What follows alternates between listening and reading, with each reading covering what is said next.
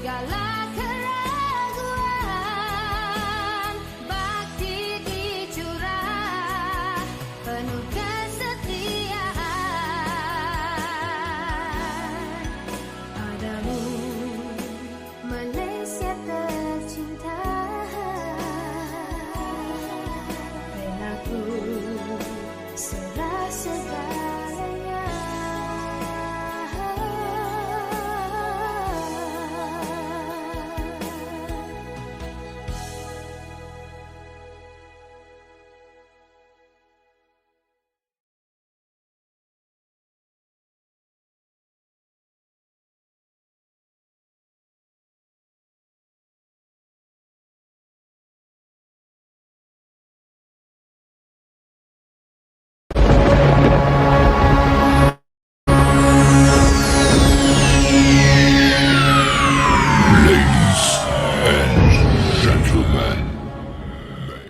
Kopi Bosian dan salam sejahtera kepada semua yang menyertai wacana ilmu pada hari ini. Wacana ilmu pada hari ini akan membincangkan kandungan satu modul PDP yang telah dilancarkan dalam persidangan kurikulum tahun 2022, iaitu modul pembelajaran berasaskan projek atau secara singkatnya PBP. So dalam sesi wacana ilmu kali ini, kita akan mengupas intipati modul PBP ini bersama-sama dengan Puan Fazlina binti Said. Beliau adalah timbalan pengarah daripada sektor sains sosial bahagian pembangunan kurikulum. Beliau juga adalah merupakan pengerusi dalam pembinaan modul ini dan kita telah undang beliau ke studio lah pada hari ini. So terima kasih diucapkan Puan Fazlina kerana sudi hadir untuk bersama-sama kita pada hari ini. Terima kasih Puan Sandra kerana menjemput saya ke studio hari ini. Okey, sebelum kita meneruskan perbincangan kita tentang PBP ini, ada baiknya kita menonton satu klip video berkaitan PBP. So kita saksikan.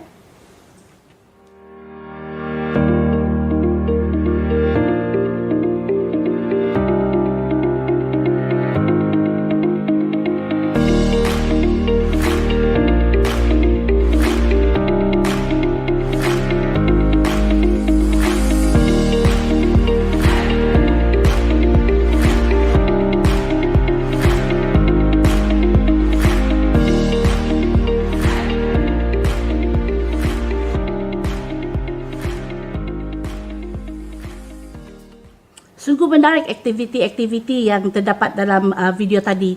So sekarang mari kita kupas dengan lebih mendalam modul ini bersama-sama dengan Puan Fazlina.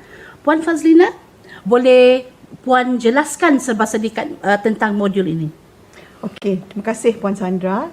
Seperti yang kita sedia maklum, memang modul ini kita telah lancarkan pada bulan Julai 2022 dan sebenarnya tujuan modul ini dibangunkan adalah untuk kita memberi panduan kepada guru dan pembelajaran berasaskan projek ini sebenarnya berpusatkan kepada murid supaya kita dapat melihat bagaimana murid itu kita boleh raikan kebolehan mereka, kecenderungan dan kemahiran berfikir serta bakat murid.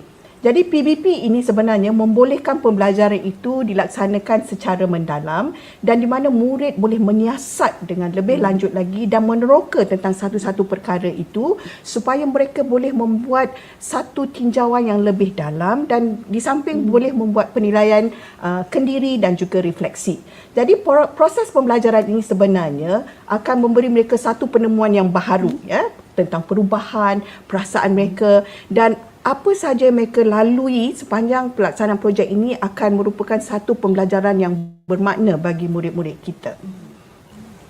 Mendengar dari penerangan Puan Faz tadi, nyata banyak kegunaan modul ini ya Puan Faz. Jadi, apakah sebenarnya matlamat yang dihasratkan daripada modul ini?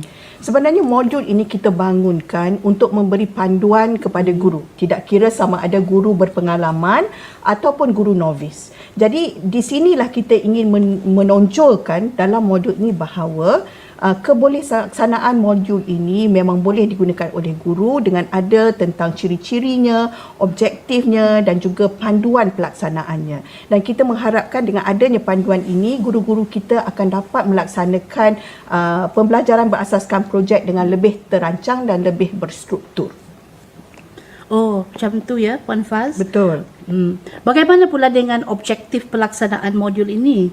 Okey, sebenarnya objektif untuk PBP ini, kita sebenarnya untuk memberi tahu dan juga mungkin bagi mereka yang tidak pernah, guru-guru yang tidak pernah melaksanakan PBP, bahawa terdapat banyak kelebihan dan kepentingan dalam melaksanakan PBP ini ya.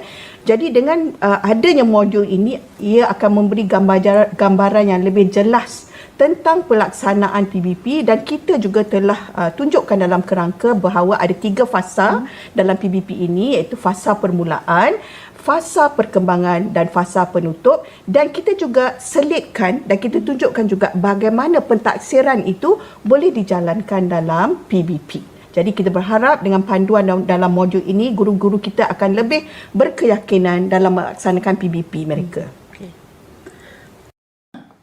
Puan Fazlina, strategi ini bukanlah sesuatu strategi yang baharu. Jadi, mengapakah strategi ini dibugar oleh KPM? Betul tu Puan Sandra. Sebenarnya PBP ini bukanlah satu kaedah strategi PDP yang baharu. Walau bagaimanapun, tujuan kita untuk mengenengahkan semula PBP ini adalah untuk kita memastikan guru-guru kita dapat melaksanakan PBP dan memastikan pembelajaran murid lebih bermakna dan menyeronokkan. Jadi kita ingin menimbulkan persekitaran pembelajaran yang bersesuaian dan di mana murid kita ini akan meneroka dan menyiasat sesuatu persoalan yang mereka telah kenal pasti supaya mereka boleh tahu dan bagaimana cara untuk mereka menangani sesuatu isu itu. Jadi dalam mereka melaksanakan projek ini juga, mereka juga akan belajar secara bekerjasama, mereka akan berfikiran kreatif dan mereka juga mempunyai kebolehan untuk menguruskan projek mereka dan bagaimanakah kaedah terbaik untuk mereka membentangkan dapatan mereka. Jadi dalam perkara ini kita berpandangan bahawa PBP ini amat bersesuaian untuk semua mata pelajaran dan juga semua murid sama ada di peringkat prasekolah ataupun di sekolah menengah. Wah, banyak pengalaman pembelajaran yang boleh dialami oleh murid, Puan Faz. Jadi, seterusnya bolehkah Puan Faz terangkan tentang ciri-ciri PBP ini? Okey, sudah tentu Puan Sandra. Baik, sebenarnya ciri-ciri PBP ini kita sebenarnya lebih memberi penekanan kepada minat murid, kecenderungan mereka, bakat mereka. Di samping itu kita juga ingin menggabung jalinkan sama ada beberapa disiplin ilmu itu boleh diintegrasikan ataupun kita boleh melaksanakan PBP ini berasaskan satu-satu bidang ilmu. Jadi dengan memberi peluang yang cukup kepada murid kita, kita mengharapkan pembelajaran mereka ini akan menjadi sesuatu yang menyeronokkan dan juga akan menjadi pembelajaran yang lebih mendalam dan bermakna. Jadi guru dalam proses pembelajaran berasaskan projek ini lebih bertindak sebagai fasilitator. Ya, jadi oleh itu kita mengharapkan dengan ada panduan ini guru-guru kita tidak lagi tercari-cari apakah cara untuk mereka melaksanakan pembelajaran berasaskan projek. Puan, bukan saya sahaja, malah ramai lagi di luar sana yang ingin mengetahui lebih lanjut bagaimanakah pelaksanaan PBP ini.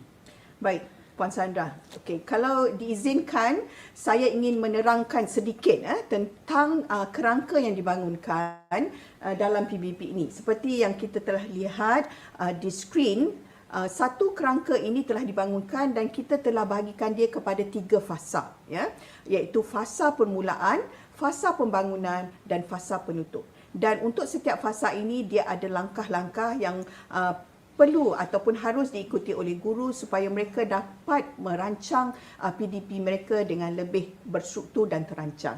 Jadi ada 10 langkah yang kita lihat di skrin dan guru-guru boleh menggunakan kerangka ini dan saya rasa dengan adanya kerangka ini guru-guru akan jadi lebih terarah dan terancang dalam PDP mereka. Puan Faz, daripada live chat ni kita dapat banyak soalan. Oh, betul ya? Ya, so kita pilih satu ya, Puan Faz. Okey, baik. Okey. Adakah pembelajaran terbeza berlaku semasa murid melaksanakan PBP ini? Okey, terima kasih kepada yang bertanya.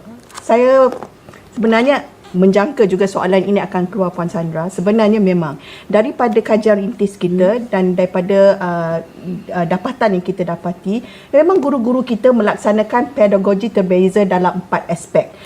Jadi apakah 4 aspek itu ya dalam segi pedagogi terbeza? Guru melaksanakan PDP ini dalam aspek terbezanya kandungan, terbezanya produk, terbezanya pedagogi dan akhir sekali terbezanya dari segi persekitaran. Jadi keempat-empat aspek ini memang dinampakkan dalam modul kita ini. Berdasarkan modul ini, terdapat beberapa mata pelajaran yang telah diintegrasikan. Jadi sebentar lagi saya akan menghubungi Dr. Siu Siu Kim. Dr. Siu Siu Kim adalah Ketua Penolong Pengarah daripada Sektor Prasekolah Bahagian Pembangunan Kurikulum untuk memberi kita penerangan lebih lanjut berkenaan dengan PBP di prasekolah.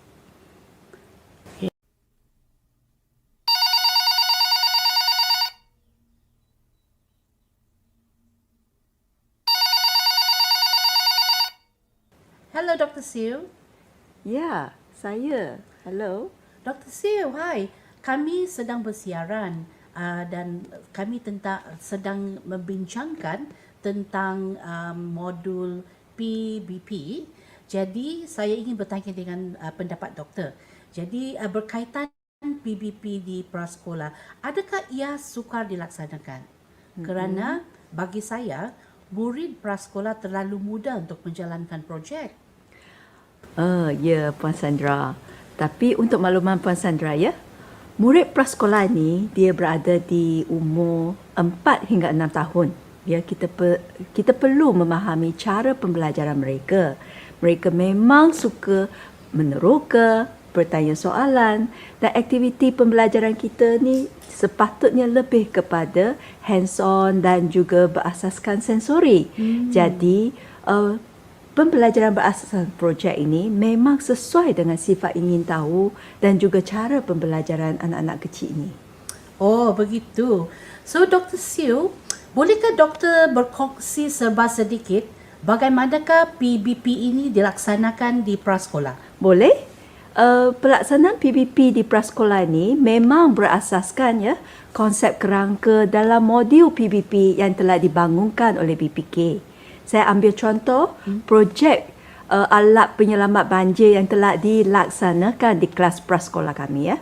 Mula-mulanya cikgu kita ataupun guru kita akan berbincang dengan murid tentang pengalaman mereka semasa banjir pada awal tahun ni. Murid dia berbual tentang keadaan semasa banjir. Ada yang mengatakan bahawa air masuk ke dalam rumah mereka, air melimpah. Ada pula yang mengatakan bahawa rumah mereka menjadi pulau sebab dikelilingi oleh air. Selepas perbincangan ni, guru akan memberi peluang untuk murid kita berkongsi pengalaman sama ada melalui bercerita, melukis, menulis. Proses ini sangat penting untuk anak murid kita sebab dalam proses ini, cikgu akan mendapatkan maklumat berkaitan pengetahuan dan pengalaman yang sedia ada pada murid kita ni. Oh, so doktor, bagaimanakah guru tersebut menentukan projek yang akan dibuat? Selepas perkongsian pengalaman tadi, guru biasanya akan mencungkil apa lagi yang ingin diketahui oleh murid kita. Jadi soalan dan pertanyaan yang disuarakan oleh murid akan diambil kira untuk menentukan apakah projek nak dilaksanakan. Jadi selepas itu, guru juga akan merancang dan menghasilkan web jangkaan dan juga web aktiviti yang boleh dilaksanakan bagi projek tersebut. Dalam kes ini ya, Puan Sandra, murid prasekolah dia menunjukkan minat mereka untuk menghasilkan satu alat penyelamat semasa banjir. Jadi, dari sinilah kita nampak cikgu akan mengambil kira persoalan mereka dan juga sifat dan juga minat mereka untuk melaksanakan projek tersebut. Wah, nampaknya banyak autonomi diberi kepada murid untuk menentukan projek mereka kan? Ya, memang Puan Sandra, sebab projek ini asal-usulnya ialah berasaskan minat murid itu sendiri ya. Jadi padahalnya fasa permulaan ini memang mencabar bagi guru prasekolah kita. Lebih-lebih lagi mereka perlu membincang dengan seterusnya dengan anak murid kecil ni ya. Bagaimana pula dengan fasa 2, Doktor? Puan Sandra, untuk fasa 2 ini memang merupakan satu fasa yang sangat menarik dan sangat engaging lah kita boleh kata ya. Sebab dalam fasa ini banyak peluang dan masa perlu diberi untuk beri kepada murid kita untuk menguji idea masing-masing. Misalnya dalam projek APP ini terdapat murid yang mengatakan belum boleh mengapungkan badan mereka dalam air. Jadi cikgu pun berilah peluang untuk mereka mencuba idea tersebut. Jadi selepas mencuba, budak-budak ini mendapati bahawa idea itu tak berkesan. Jadi perbincangan dilakukan sekali dengan murid tersebut untuk menghasilkan alat penyelamat banjir yang lebih berkesan. Itulah proses penyiasatan dan penerokaan ni yang akan berterusan sehingga mereka dapat mencari satu penyelesaian untuk projek mereka.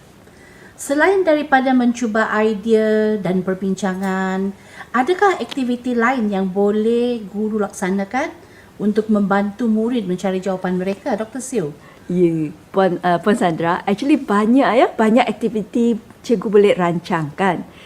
Dalam konteks projek ini, murid memang menghadapi beberapa cabaran. Misalnya, menetapkan bahan, menentukan bentuk alat yang nak dihasilkan, cara bagaimana yang lebih sesuai untuk membina alat penyelamat banjir ini.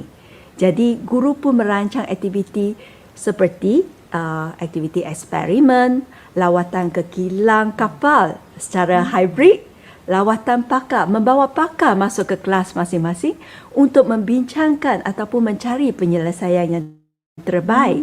Jadi semua aktiviti ini dilaksanakan bukan setakat untuk menyiapkan projek, tapi membantu anak murid dia mencari jawapan dan mewujudkan satu pembelajaran yang bermakna kepada anak murid kita. Wah, Dr. Siew, fasa 2 ni sungguh engaging ya. Ya, betul. Jadi, Doktor, apakah yang dapat diperhatikan dalam proses pembelajaran murid dalam fasa 2 ini? Sekiranya Puan Sandra ada kesempatan pergi ke kelas kan, kita memang akan dapat melihat betapa teruja dengan anak murid kita melaksanakan projek ini. Kita dapat nampak minat mereka dan pelibatan mereka yang sangat aktif ya. Dalam proses fasa 2 ini actually sangat mencabarlah bagi anak murid kita sebab mereka perlu mencuba beberapa kali sehingga berjaya menghasilkan alat yang diinginkan.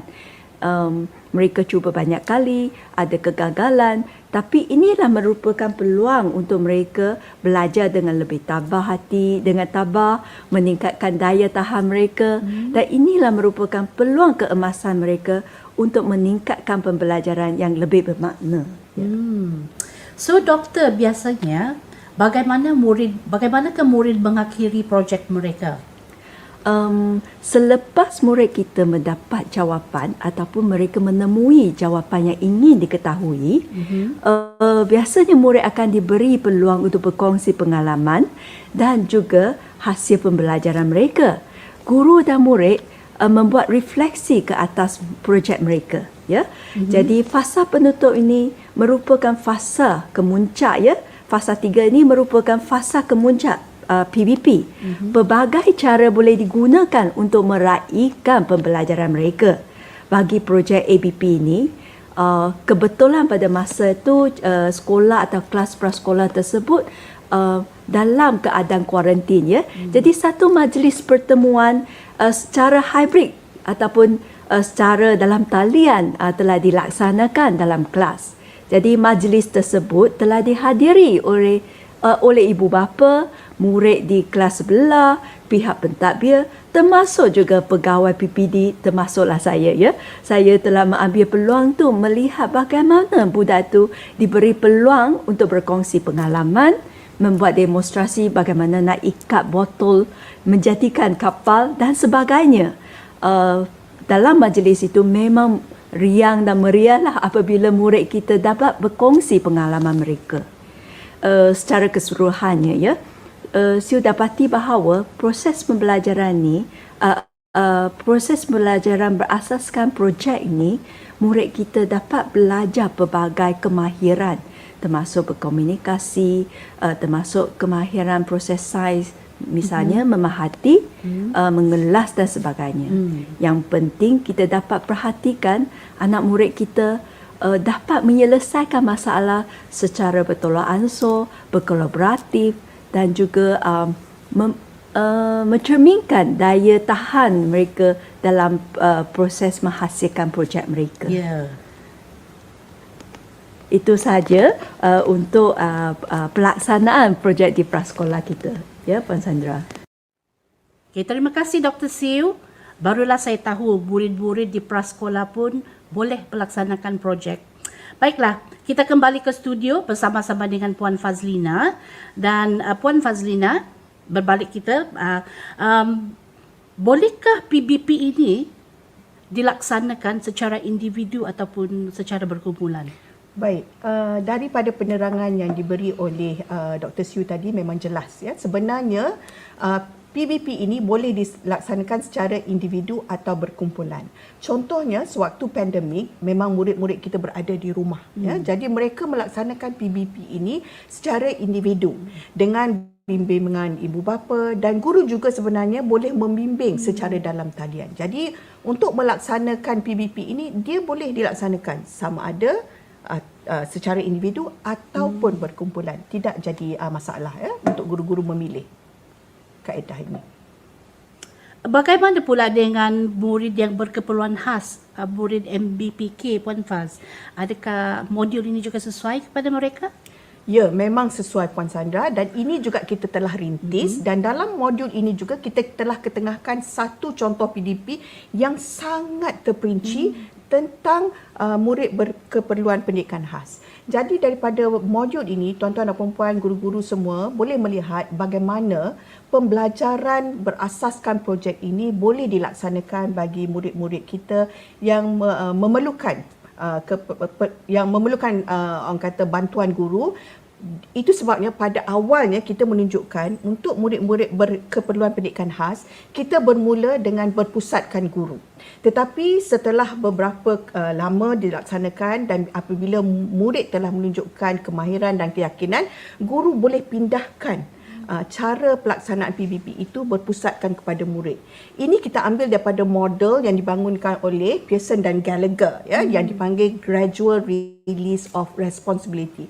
Sebenarnya model ini memang banyak digunakan pakai oleh guru-guru bagi mengajar murid-murid berkeperluan pendidikan khas. Dan ini jugalah yang kita tonjolkan dalam modul kita untuk kita menunjukkan bahawa modul kita ini boleh digunakan di pelbagai spektrum.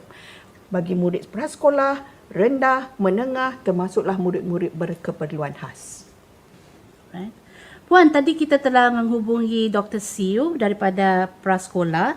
Sekarang kita akan melihat satu video dan saya difahamkan video ini telah disediakan oleh Puan Zaibunisa binti Vali Muhammad dan beliau adalah penolong pengarah daripada sektor teknologi maklumat dan reka bentuk teknologi bahagian pembangunan kurikulum. So mari kita saksikan video ini bersama-sama. Assalamualaikum dan selamat sejahtera. Dalam video ini, saya ingin berkongsi pelaksanaan strategi PDP iaitu strategi pembelajaran berasaskan projek dalam mata pelajaran elektif Sains Komputer. Pembelajaran berasaskan projek atau PBP boleh dilaksanakan secara individu atau berkumpulan. Ia juga boleh melibatkan satu mata pelajaran atau mengintegrasikan beberapa disiplin ilmu lain. Aktiviti yang terlibat perlu disesuaikan mengikut kerangka pelaksanaan PBP dan SDLC. Pada fasa permulaan, guru akan memberi satu situasi atau masalah kepada murid yang boleh merangsang murid berfikir. Contohnya, bolehkah anda membantu rakan anda dengan membangunkan satu aplikasi mudah yang boleh mengira luas dan isi padu geometri 3 dimensi? Setelah topik atau idea dicapai, murid akan mula menganalisis masalah. Di sinilah PBP membantu murid mendapatkan ilmu baharu. Pada masa inilah, guru perlu memainkan peranan sebagai fasilitator. Pada fasa perkembangan ini, murid akan menggunakan SDLC untuk melengkapkan projek. Sebagaimana kita sedia maklum, murid sekolah menengah berkemampuan untuk menyelesaikan masalah yang diberi dengan membuat penyelidikan dan penyiasatan secara kendiri serta guru bertindak sebagai fasilitator. Murid akan mencari aplikasi sedia ada seperti kalkulator luas atau isi padu pada telefon bimbit atau di internet. Murid boleh memikirkan penambahbaikan aplikasi sedia ada untuk memenuhi situasi atau masalah yang diberi. Selain itu, murid juga boleh menemu bual ibu bapa, guru atau rakan-rakan. Bagi menganalisis masalah, murid boleh menggunakan carta IPO atau jadual analisis IPO. Daripada algoritma, murid akan menterjemahkannya kepada bahasa pengatur caraan yang dipilih. Sepanjang fasa perkembangan ini, murid akan mendapat ilmu baharu berkaitan situasi semasa. Murid juga akan mempelajari bahasa pengatur caraan secara mendalam. Setelah murid mendapat hasil akhir, murid akan membuat pembentangan. Guru boleh menjemput guru sains komputer dari sekolah yang berdekatan atau pengatur cara dalam kumpulan sarana ibu bapa untuk bersama-sama memeriahkan showcase ini. Pakar yang dijemput boleh menguji lari aplikasi serta memberi maklum balas dan tambah baik aplikasi menggunakan borang penilaian kebolehgunaan aplikasi. Ada murid akan mendapat pujian, tidak kurang juga yang akan dibimbing oleh pakar. Pada akhir kelas, murid diberi peluang bercerita pengalaman yang diperoleh sepanjang membangunkan aplikasi mudah alih ini. Dengan menggunakan strategi PBP, murid dapat menghasilkan satu projek yang bermakna yang boleh membantu murid mempelajari ilmu baharu. Terima kasih Puan Zaibunisa. Nampaknya pelaksanaan PBP dapat diintegrasikan dalam pelbagai disiplin ilmu dan sekiranya perancangan itu dapat dilakukan oleh guru dan murid dengan secara rapinya. Baiklah Puan Fazlina. Okey. Puan, bagaimana pula dengan pentaksiran? Adakah terdapat perbezaan daripada pentaksiran bilik darjah ataupun PBD yang kita ada pada sekarang masa ini? Okey, terima kasih Puan Sandra atas soalan yang dikemukakan. Sebenarnya tidak ada perbezaan untuk kita melaksanakan PBD bagi projek berasaskan pembelajaran berasaskan projek. Sebenarnya kaedah strategi PDP yang menggunakan PBP ini memberi lebih ruang dan peluang kepada guru untuk melaksanakan PBD kerana ia dilaksanakan dalam satu tempoh waktu. Jadi bermaksud guru boleh menilai dengan secara menyeluruh dan lebih komprehensif di mana pada awal projek itu di manakah kedudukan murid itu dari segi tahap keupayaan mereka dan setelah projek itu berjalan dan sehinggalah di akhir kerana ia dijalankan dalam satu tempoh masa. Jadi ini memberi guru-guru kita peluang untuk menilai dan mentaksir murid kita dengan lebih terancang sebenarnya. Jadi tidak ada masalah dalam segi kita untuk kita menggunakan PBD dalam melaksanakan PBP ini. Puan Sandra. Puan, terdapat banyak modul di pasaran. Jadi apakah kelebihan modul yang telah dibangunkan oleh bahagian pembangunan kurikulum ini? Okey, memang betul. Memang banyak modul pembelajaran berasaskan projek yang telah dibangunkan pelbagai model. Tetapi satu model yang kita pilih iaitu berasaskan kajian. Okey, apakah sebabnya BPK memilih kajian berasaskan kajian ini kerana kita ingin melihat sejauh manakah kerangka yang dibangunkan itu dan juga template yang kita bangunkan itu dapat membantu guru dalam melaksanakan PBL.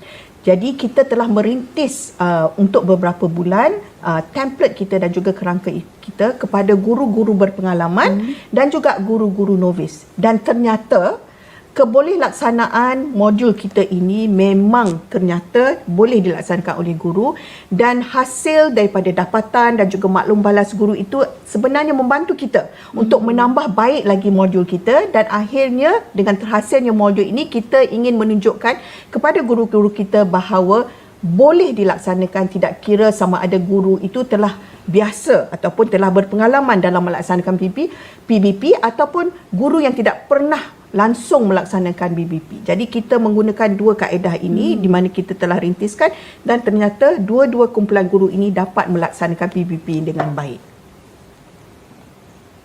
Sekali lagi daripada live chat kita ya Puan Faz, soalan ini agak menarik juga. Jadi soalan ini, di manakah modul ini dapat diperolehi? Okey, sangat mudah tuan-tuan dan puan-puan.